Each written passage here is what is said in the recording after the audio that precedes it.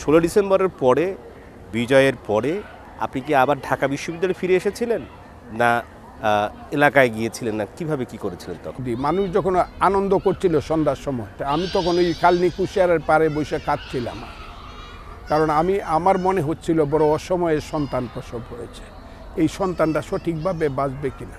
তারপরেও স্বাধীনতা মুক্তিযুদ্ধ হয়েছে, আমি আনন্দ চিত্তে সেটাকে মেনে নিয়েছি পরবর্তী সময়ে। কিন্তু আমি যে কারণে যুদ্ধ করেছিলাম সেই কারণটা এখন পর্যন্ত বাস্তবায়িত হয়নি। আমার কাছে মনে হয় বঙ্গবন্ধু 10ই জানুয়ারি আইসা 12ই জানুয়ারি উনি প্রধানমন্ত্রী না হইলেই হয়তো বা ভালো হইতো। আমার কাছে এটা তখনও মনে হয়েছে, এখনও মনে হয়। উনি আরও 6 মাস দেখতে পারতেন। তাজউদ্দিন সৈয়দ নজরুল সরকারকে বলতে পারতেন, তোমরা চালাও, আমি দেশটা ঘুরে আগে দেখি। আমি আগে দেশটা ঘুরে দেখি এই দেশে কত মানুষের জীবন গেছে, কত রক্তপাত হয়েছে, কত বাড়িঘর পুরে সরকার হয়েছে, কত পিতা সন্তান হারা হয়েছে, কত মা ইজ্জত দিছে। আমি দেশটা ঘুরে দেখে আইসা তোমাদের সাথে আমি পরামর্শ করে যা করার করব।